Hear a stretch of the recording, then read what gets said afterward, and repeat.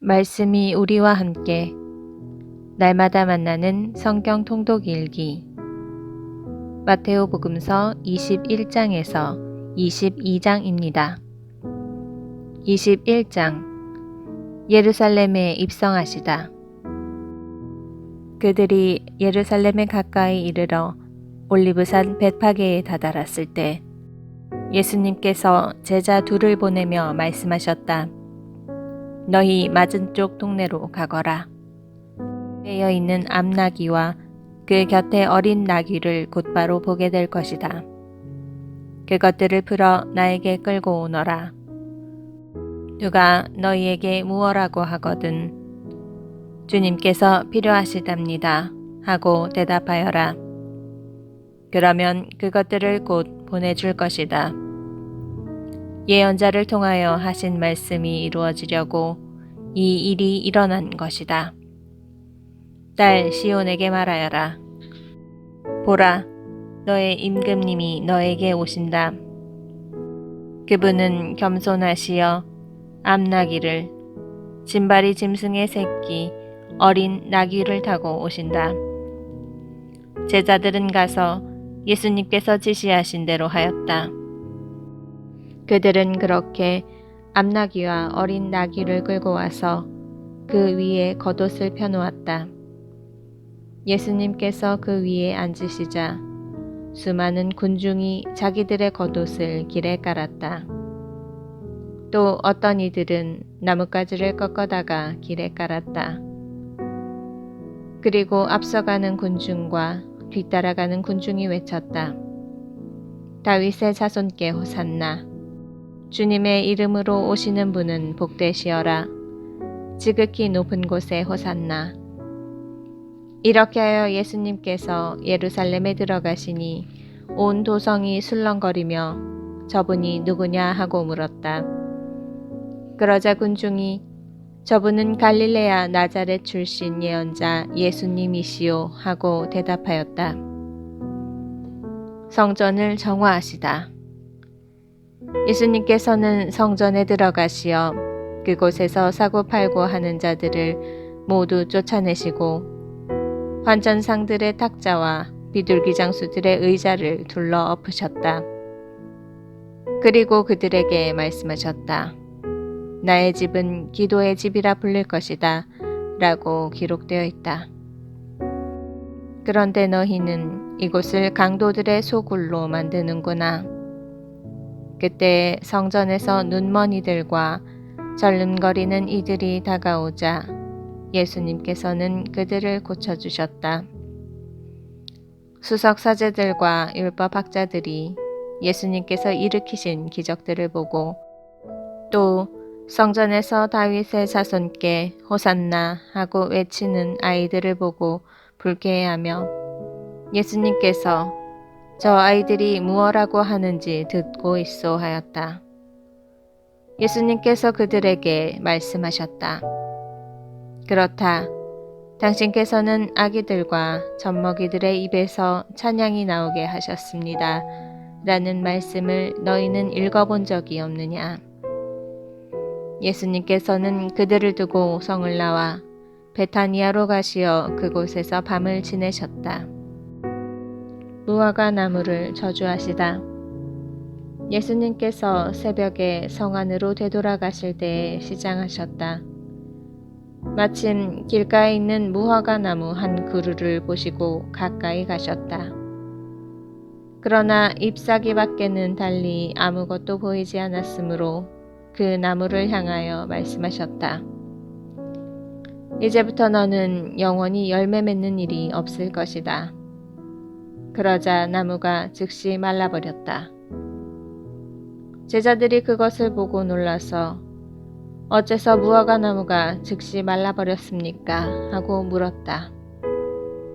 예수님께서 그들에게 대답하셨다. 내가 진실로 너희에게 말한다. 너희가 믿음을 가지고 의심하지 않으면 이 무화과 나무에 일어난 일을 할 수 있을 뿐만 아니라 이산더러 들려서 저 바다에 빠져라 하여도 그대로 이루어질 것이다. 그리고 너희가 기도할 때 믿고 청하는 것은 무엇이든지 다 받을 것이다. 예수님의 권한을 문제 삼다. 예수님께서 성전에 가서 가르치고 계실 때 수석 사제들과 백성의 원로들이 예수님께 다가와 말하였다. 당신은 무슨 권한으로 이런 일을 하는 것이오? 그리고 누가 당신에게 이런 권한을 주었소? 그러자 예수님께서 말씀하셨다. 나도 너희에게 한 가지 묻겠다. 너희가 나에게 대답하면 나도 무슨 권한으로 이런 일을 하는지 너희에게 말해주겠다. 요한의 세례자가 어디에서 온 것이냐? 하늘에서냐 아니면 사람에게서냐? 그들은 저희끼리 의논하였다. 하늘에서 왔다 하면 어찌하여 그를 믿지 않았느냐 하고 우리에게 말할 것이요. 그렇다고 사람에게서 왔다 하자니 군중이 두렵소. 그들이 모두 요한을 예언자로 여기니 말이요. 그래서 그들이 예수님께 모르겠소 하고 대답하였다. 그러자 예수님께서 그들에게 말씀하셨다. 나도 무슨 권한으로 이런 일을 하는지 너희에게 말하지 않겠다. 두 아들의 비유. 너희는 어떻게 생각하느냐? 어떤 사람에게 아들이 둘 있었는데 맏아들에게 가서 얘야, 너 오늘 포도밭에 가서 일하여라 하고 일렀다. 그는 싫습니다 하고 대답하였지만 나중에 생각을 바꾸어 일하러 갔다. 아버지는 또 다른 아들에게 가서 같은 말을 하였다. 그는 가겠습니다 아버지 하고 대답하였지만 가지는 않았다. 이 둘 가운데 누가 아버지의 뜻을 실천하였느냐? 그들이 맏아들입니다 하고 대답하자 예수님께서 그들에게 말씀하셨다. 내가 진실로 너희에게 말한다. 세리와 장녀들이 너희보다 먼저 하느님의 나라에 들어간다. 사실 요한이 너희에게 와서 의로운 길을 가르칠 때 너희는 그를 믿지 않았지만 세리와 장녀들은 그를 믿었다. 너희는 그것을 보고도 생각을 바꾸지 않고 끝내 그를 믿지 않았다. 포도밭 소작인의 비유. 다른 비유를 들어보아라. 어떤 밭임자가 포도밭을 일구어 울타리를 둘러치고 포도학을 파고 탑을 세웠다. 그리고 소작인들에게 내주고 멀리 떠났다. 포도철이 가까워지자 그는 자기 몫의 소출을 받아오라고 소작인들에게 종들을 보냈다. 그런데 소작인들은 그들을 붙잡아 하나는 매질하고 하나는 죽이고 하나는 돌을 던져 죽이기까지 하였다. 주인이 다시 처음보다 더 많은 종을 보냈지만 소작인들은 그들에게도 같은 짓을 하였다. 주인은 마침내 내 아들이야 존중해 주겠지 하며 그들에게 아들을 보냈다. 그러나 소작인들은 아들을 보자 저자가 상속자다. 자, 저자를 죽여버리고 우리가 그의 상속 재산을 차지하자 하고 저희끼리 말하면서 그를 붙잡아 포도밭 밖으로 던져 죽여버렸다. 그러니 포도밭 주인이 와서 그 소작인들을 어떻게 하겠느냐. 그렇게 악한 자들은 가차없이 없애버리고 제때에 소출을 바치는 다른 소작인들에게 포도밭을 내줄 것입니다. 하고 그들이 대답하자 예수님께서 그들에게 말씀하셨다. 너희는 성경에서 이 말씀을 읽어본 적이 없느냐? 집 짓는 이들이 내버린 돌, 그 돌이 모퉁이의 머릿돌이 되었네. 이는 주님께서 이루신 일, 우리 눈에 놀랍기만 하네. 그러므로 내가 너희에게 말한다. 하느님께서는 너희에게서 하느님의 나라를 빼앗아 그 소출을 내는 민족에게 주실 것이다. 그리고 그 돌 위에 떨어지는 자는 부서지고 그 돌에 맞는 자는 누구나 으스러질 것이다. 수석 사제들과 바리사이들은 이 비유들을 듣고서 자기들을 두고 하신 말씀인 것을 알아차리고 그분을 붙잡으려고 하였으나 군중이 두려웠다. 군중이 예수님을 예언자로 여겼기 때문이다. 22장 혼인잔치의 비유. 예수님께서는 또 여러 가지 비유로 그들에게 말씀하셨다. 하늘나라는 자기 아들의 혼인잔치를 베푼 어떤 임금에게 비길 수 있다. 그는 종들을 보내어 혼인잔치에 초대받은 이들을 불러오게 하였다. 그러나 그들은 오려고 하지 않았다. 그래서 다시 다른 종들을 보내며 이렇게 일렀다. 초대받은 이들에게 내가 잔치상을 이미 차렸소. 황소와 살진 짐승을 잡고 모든 준비를 마쳤으니 어서 혼인잔치에 오시오 하고 말하여라. 그러나 그들은 아랑곳하지 않고 어떤 자는 밭으로 가고 어떤 자는 장사하러 갔다. 그리고 나머지 사람들은 종들을 붙잡아 때리고 죽였다. 임금은 진노하였다. 그래서 군대를 보내어 그 살인자들을 없애고 그들의 고을을 불살라버렸다. 그러고 나서 종들에게 말하였다.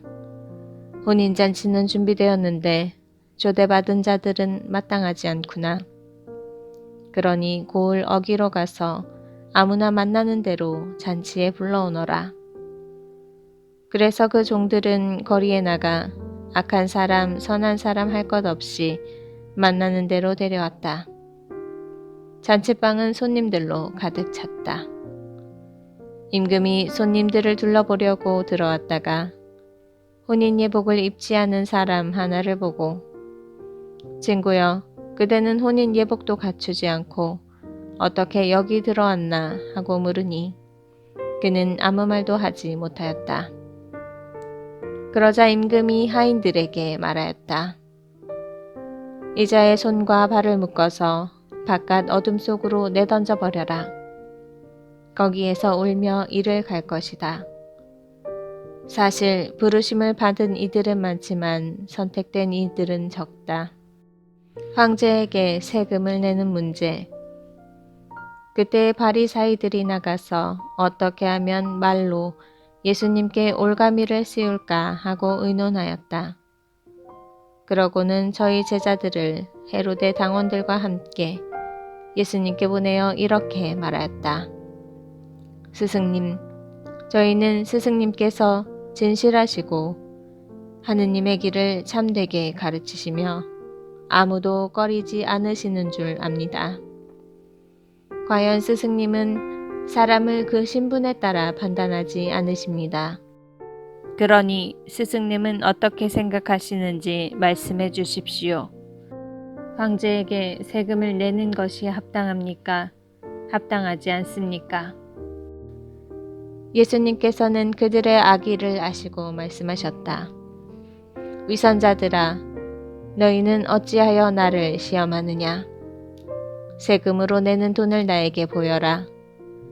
그들이 데나리온 한 잎을 가져오자 예수님께서 이 조상과 글자가 누구의 것이냐 하고 물으셨다. 그들이 황제의 것입니다 하고 대답하였다. 그때 예수님께서 그들에게 이르셨다. 황제의 것은 황제에게 돌려주고 하느님의 것은 하느님께 돌려드려라. 그들은 이 말씀을 듣고 경탄하면서 예수님을 두고 물러갔다. 부활 논쟁. 그날 부활이 없다고 주장하는 사두가이들이 예수님께 다가와 물었다. 스승님, 모세는 어떤 사람이 자식 없이 죽으면 그의 형제가 죽은 이의 아내와 혼인하여 그의 후사를 일으켜 주어야 한다고 하였습니다. 그런데 저희 가운데 7 형제가 있었습니다. 마지가 혼인하여 살다가 죽었는데 호사가 없어서 아내를 동생에게 남겨놓았습니다. 둘째도 셋째도 그러하였고 7째까지 그러하였습니다. 맨 나중에는 그 부인도 죽었습니다. 그러면 부활 때에 그 여자는 그 7 가운데 누구의 아내가 되겠습니까? 그들이 다 그 여자를 아내로 맞아들였으니 말입니다. 예수님께서 그들에게 대답하셨다. 너희가 성경도 모르고 하느님의 능력도 모르니까 그렇게 잘못 생각하는 것이다. 부활 때에는 장가드는 일도 시집가는 일도 없이 하늘에 있는 천사들과 같아진다. 그리고 죽은 이들의 부활에 관해서는 하느님께서 너희에게 하신 말씀을 읽어보지 않았느냐. 나는 아브라함의 하느님, 이삭의 하느님, 야곱의 하느님이다. 하고 말씀하셨다. 그분께서는 죽은 이들의 하느님이 아니라 산 이들의 하느님이시다. 군중은 이 말씀을 듣고 그분의 가르침에 감탄하였다. 가장 큰 계명. 예수님께서 사두가이들의 말문을 막아버리셨다는 소식을 듣고 바리사이들이 한데 모였다. 그들 가운데 율법교사 한 사람이 예수님을 시험하려고 물었다. 스승님, 율법에서 가장 큰 계명은 무엇입니까? 예수님께서 그에게 말씀하셨다. 내 마음을 다하고 내 목숨을 다하고 내 정신을 다하여 주 너희 하느님을 사랑해야 한다. 이것이 가장 크고 첫째가는 계명이다. 둘째도 이와 같다. 내 이웃을 너 자신처럼 사랑해야 한다는 것이다. 온 율법과 예언서의 정신이 이 2 계명에 달려있다. 다윗의 자손이시며 주님이신 예수 그리스도. 바리사이들이 모여들자 예수님께서 그들에게 물으셨다. 너희는 메시아를 어떻게 생각하느냐? 그는 누구의 자손이냐? 그들이 다윗의 자손입니다 하고 대답하자 예수님께서 그들에게 말씀하셨다. 그러면 다윗이 성령의 도움으로 그를 주님이라고 부른 것은 어찌 된 일이냐? 주님께서 내 주님께 말씀하셨다.